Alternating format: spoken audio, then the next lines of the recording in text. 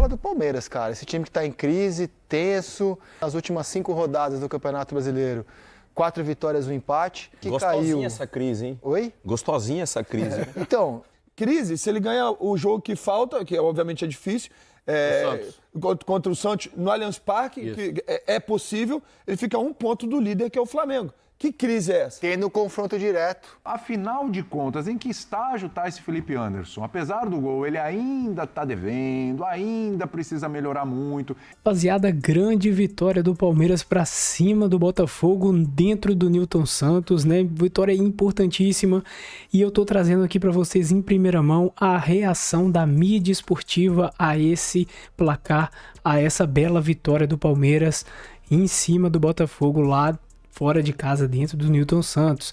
Beleza, pessoal? Enfim, vocês vão conferir aqui o pessoal da turma do fechamento lá do Sport TV, André Rizek, o Denilson, Felipe Melo, falando a respeito do Palmeiras, né? Dessa fase vivida pelo Palmeiras, o Palmeiras se recuperando e deixando o negócio de crise para trás. Enfim, no final do vídeo tem o trecho também da ESPN. Acompanha o vídeo até o final porque tá muito top mesmo, beleza? Então, sem mais enrolação, bora direto pro vídeo. Mas eu queria falar do Palmeiras, cara. Esse time que está em crise, tenso, depois da eliminação para o Corinthians, nas últimas 5 rodadas do Campeonato Brasileiro, 4 vitórias, 1 empate. Desde que caiu, Gostosinha essa crise, hein? Oi? Gostosinha essa crise. Então, desde que caiu para o Corinthians, que é claro que vai gerar uma turbulência, ganhou do Ceará jogando mal, domingo passado, passou o carro na Libertadores. E hoje uma vitória muito grande. A primeira vitória do Palmeiras contra times do G6. Ele não tinha um bom desempenho contra Mirassol, Bahia, Flamengo e Botafogo, com que ele tinha empatado em casa na abertura do campeonato 0-0. Hoje ganha fora. E assim, meio que dá um chega para lá quase que definitivo no Botafogo também no campeonato, né? O Botafogo fica a 14 pontos do Flamengo. Então assim, e o Palmeiras segue mordendo ali na... O Palmeiras hoje, com o mesmo número de jogos do Botafogo, abriu 10 pontos para o Botafogo. Com o mesmo número de jogos. Então, essa é uma diferença que a gente pode dizer que é objetiva, né? São 10 pontos com o mesmo número de jogos, né? Palmeiras que mais uma vez entra em campo com 2 atacantes, né? Que é o Flaco e o Vitor Roque, que eu era um dos caras que pedia muito para ele entrar com os dois, porque os dois se completam, mais um jogo, mais uma vitória. E é bom frisar também o grande jogo que fez o Felipe Anderson, que a torcida pega no pé. Não só pelo gol que fez, que foi decisivo demais, mas a grande atuação do Felipe Anderson. Hoje, o gol dele foi bonito. Além do belo gol que ele fez, ele teve uma ótima atuação. É o que eu falo sempre do Palmeiras, é chover no molhado. O Palmeiras é um time com mental muito forte. A gente está aqui falando de um time que há pouco tempo atrás estava vivendo uma crise. Crise, se ele ganha o jogo que falta, que obviamente é difícil, contra o Santos no Allianz Parque, que é possível, ele fica a 1 ponto do líder, que é o Flamengo. Que crise é essa? Tendo confronto direto contra o Flamengo. Então, ou seja... no Maracanã. No Maracanã, mas assim, o Palmeiras hoje depende dele. E o Palmeiras hoje é um time que tem um aproveitamento muito maior fora de casa do que em casa. Verdade? Verdade. Incrível. Incrível. E assim, a gente está falando de um Palmeiras que pode estar se reinventando de novo, com uma dupla de ataque, com os 2 centroavantes, de repente com o Felipe Anderson entrando no time. Nossa reportagem acompanhou em loco, de pertinho, a vitória do Palmeiras fora de casa. Bruno Halperner e Lívia Laranjeira. Boa noite a vocês, bem-vindos ao fechamento. Salve, salve, Rizek, Felipe Melo, Denilson, Richarlison, Eric Faria, todo mundo que está com a gente nessa noite. Lívia, boa noite. Tudo bem, Bruno? Boa noite, amigos. Pois é, falamos aqui do Newton Santos, minutos depois da segunda derrota da era David Ancelotti, a segunda consecutiva aqui no Newton Santos, havia sido derrotado para o Cruzeiro há 2 semanas por 2-0 também aqui no Rio de Janeiro. O Botafogo se mantém na 5ª posição com 29 pontos, mas agora pode ser ultrapassado já amanhã, caso o Mirassol vença o Cruzeiro em São Paulo. Olha, de olho no jogo da Libertadores da próxima quinta-feira contra a LDU em Quito, David Ancelotti no seu 10º jogo aqui no Botafogo, escalou 4 titulares apenas, o John, o Alex Telles, o Barbosa e o Marlon Freitas, diferentemente do Palmeiras, que veio com força máxima. É isso. Tudo bem, amigos? Boa noite novamente para todo mundo ligado com a gente. É um prazer estar aqui no fechamento. O Palmeiras já está com a vida muito bem encaminhada na Libertadores, né? Fez o 4-0 fora de casa contra o Universitário 0 na partida de ida das oitavas de final. Então hoje o Abel Ferreira veio com força máxima, inclusive como o Felipe já destacou, repetindo a escalação do Vitor Roque com o Flaco Lopes, que tinha funcionado muito bem no Peru, promoveu a estreia do Kelvin entre os titulares, teve o retorno do Murilo também, um retorno importante ali na zaga. Então, assim, houve mudanças na escalação, mas era uma escalação com o que o Abel considerava o ideal para a partida de hoje. Só que ainda assim, mesmo o Palmeiras com força máxima e o Botafogo com um time bem mexido, o Palmeiras começou o jogo com uma certa dificuldade. Era o Botafogo quem dava as cartas, né, Bruno? Pois é, Lívia, o Botafogo começou o jogo bem à sua maneira, né? Troca de passes rápidos, de primeira, jogadores fazendo infiltrações. Aos 22 minutos, a grande chance, talvez ali do primeiro tempo. O Santi Rodrigues recupera uma bola, faz uma tabela com o Natan Fernandes, deixa o Joaquim Correa cara a cara com o Everton, que faz uma grande defesa, que inclusive valeu como gol.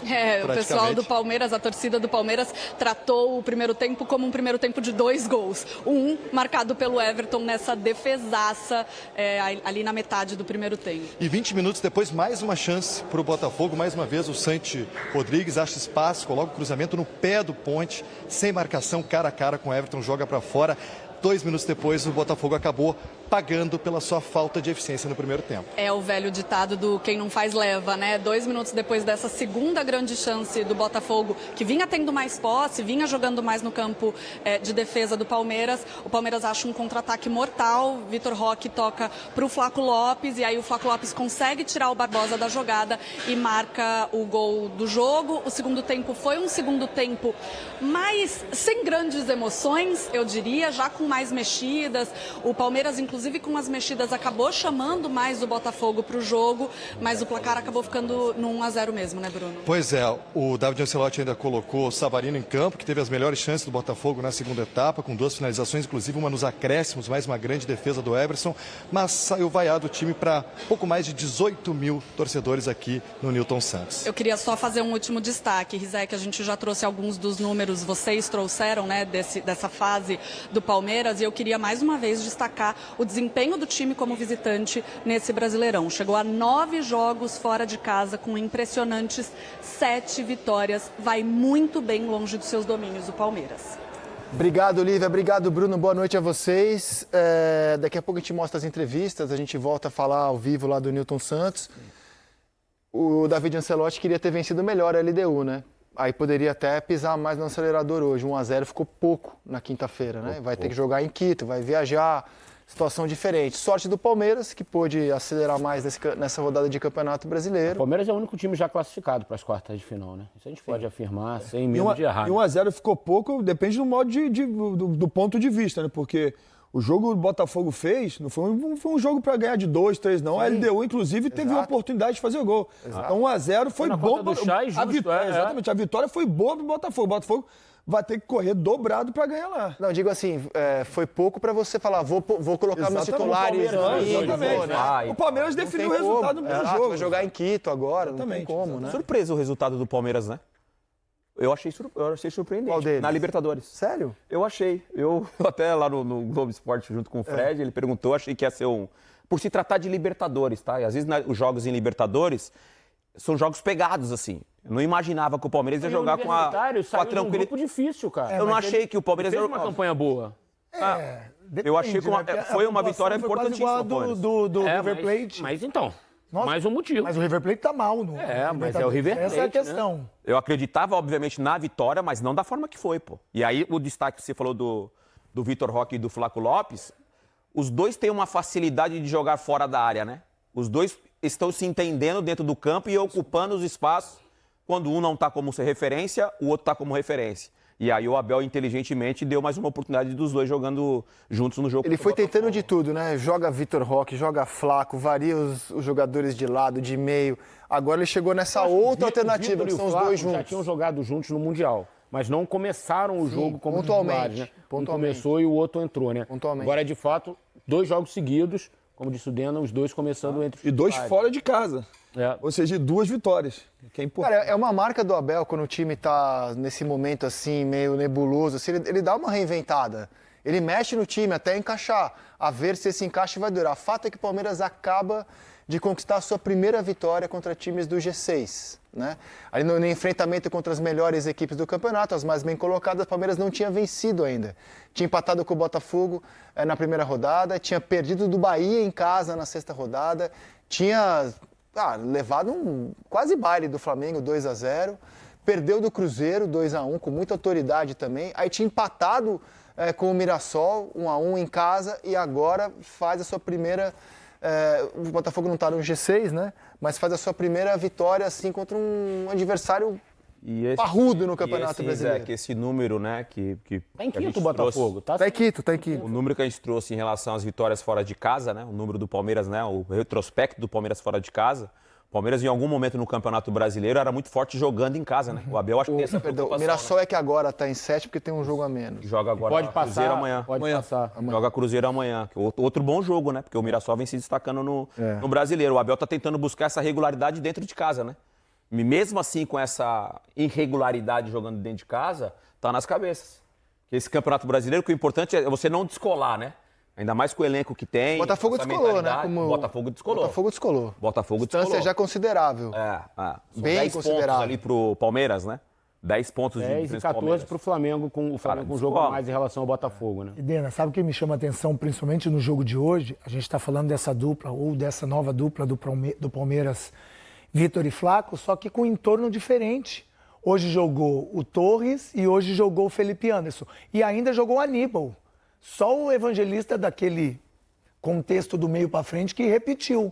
Né? No jogo passado era o Sousa, Maurício e o Emiliano. Então, assim, mudou-se o entorno e os dois continuaram ali fazendo bons jogos, se conectando. E isso, para mim, é um mérito do Abel. É um mérito do Abel. Tem a sensibilidade, né? Exatamente. O bom momento dos caras, né? A mudança que ele fez no último título brasileiro foi colocar o Endrick titular, né? Palmeiras cai na Libertadores pro Boca, o Endrick vira titular e é personagem chave daquela arrancada, combinando com a amarelada que o Botafogo deu, né? Felipe falou que já há algum tempo vinha falando nessa possibilidade, até cobrando essa possibilidade de o Palmeiras jogar com uma dupla, Vitor Roque e Flaco. Eu até acho, né, que o Palmeiras pensou isso quando contratou o Paulinho e o Vitor Roque, né?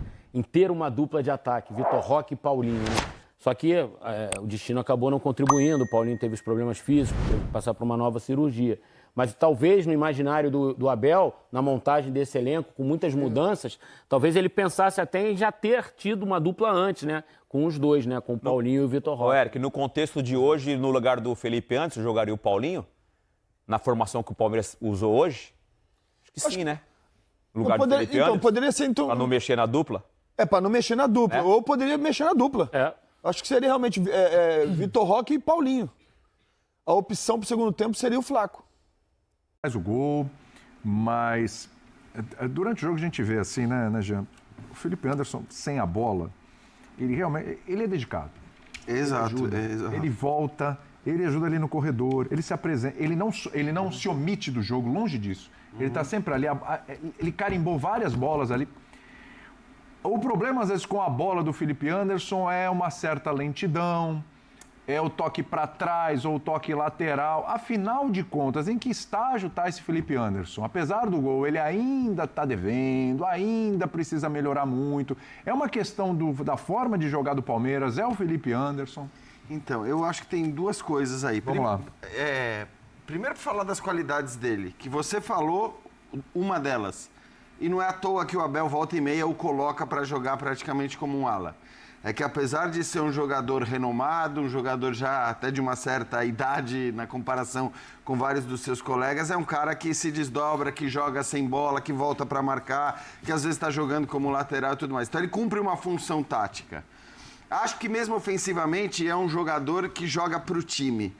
E isso é uma coisa... Então, assim, para mim, muitas das ações positivas que o Felipe Anderson tem numa partida são ações de um toque na bola.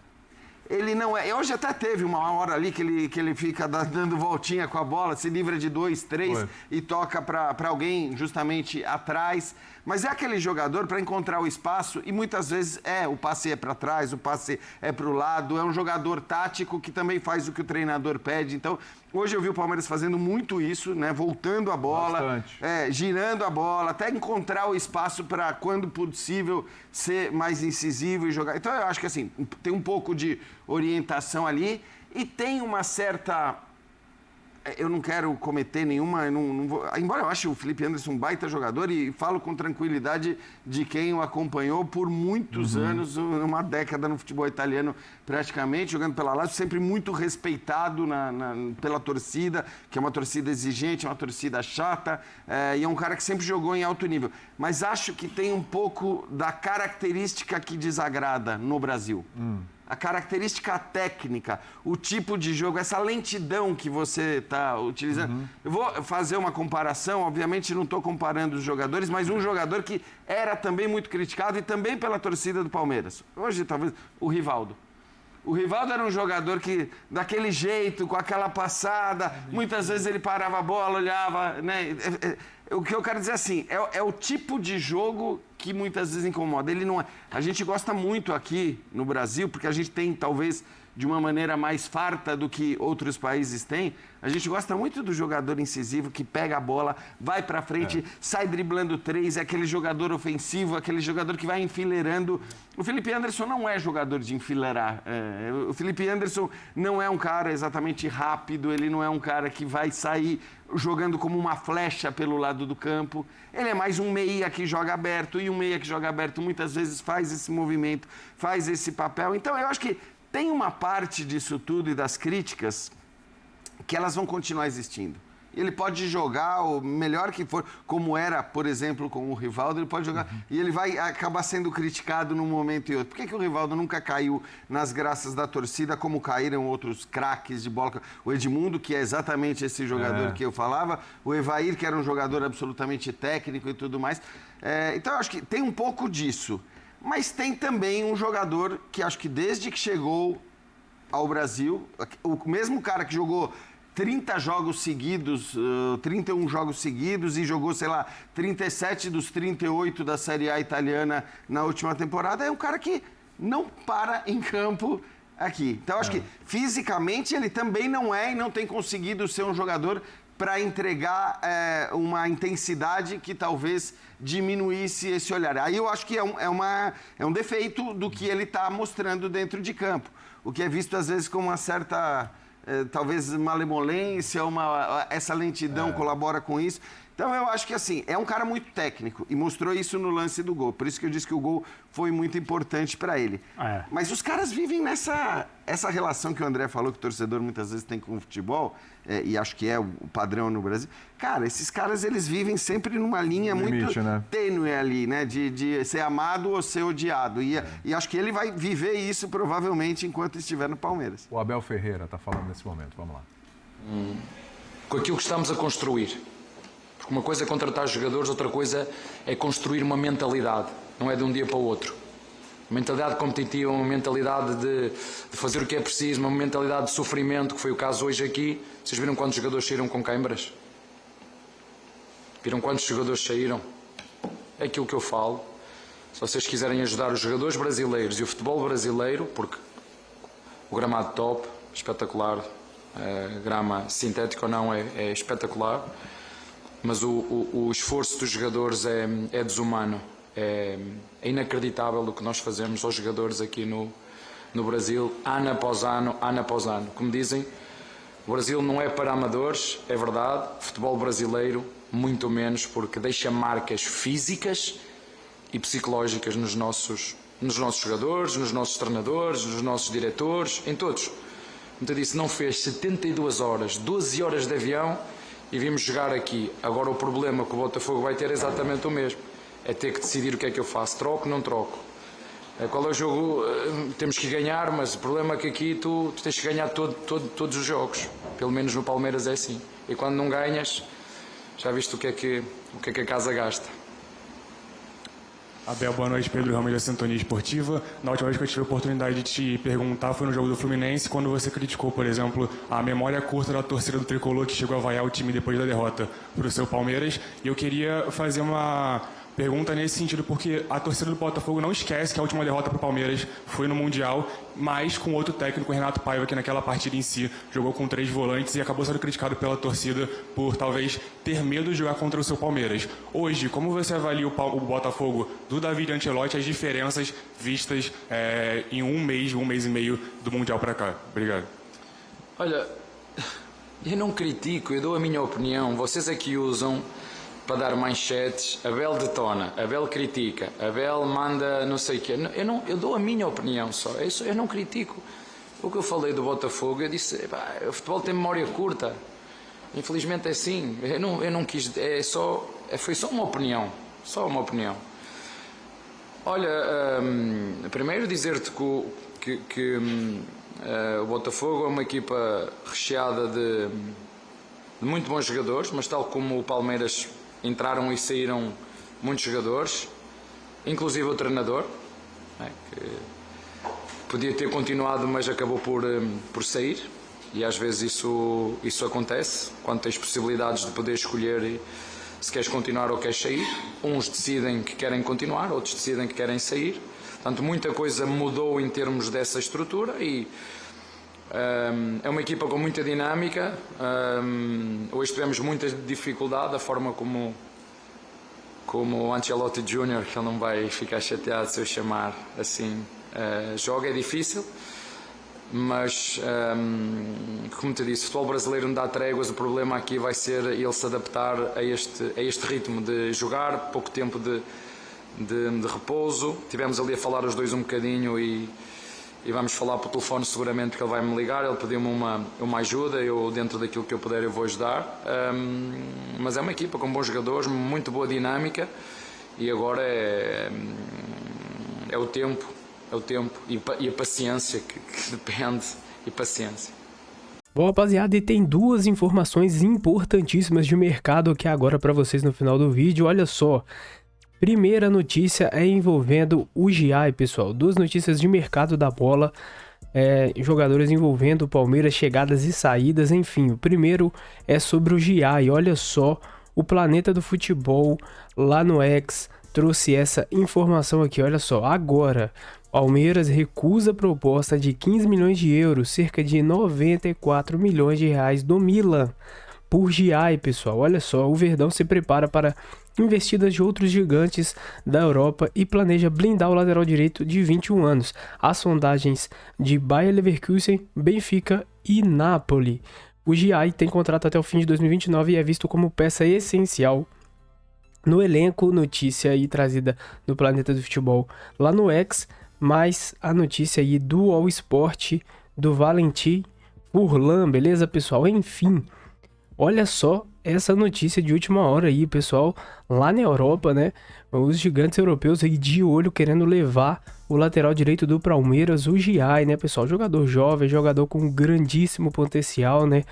Jogador bom, enfim, a Europa vem com peso mesmo, não adianta, cobiçado aí então o Giai na Europa. A segunda informação, pessoal, é sobre a chegada do Enciso, pessoal, do Júlio Enciso lá do Brighton, jogador talentosíssimo da seleção paraguaia, né?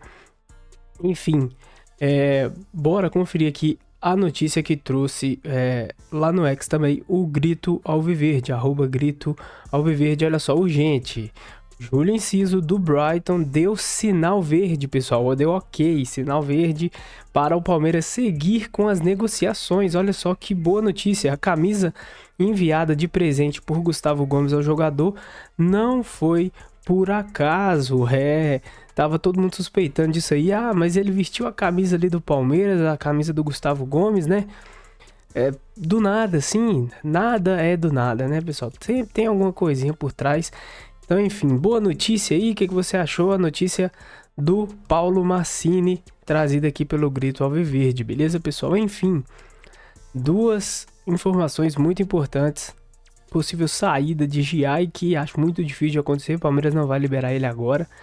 E a possível chegada, né, do Júlio Enciso, direto do Brighton, jogador importante lá do Brighton, da seleção paraguaia. é um jogador que creio que chegando aí no Palmeiras iria fazer total diferença ali no meio campo do Verdão. Chegaria para vestir a camisa e jogar, né, pessoal? É habilidoso, enfim. Qual que é a sua opinião sobre essa chegada aí do Enciso e sobre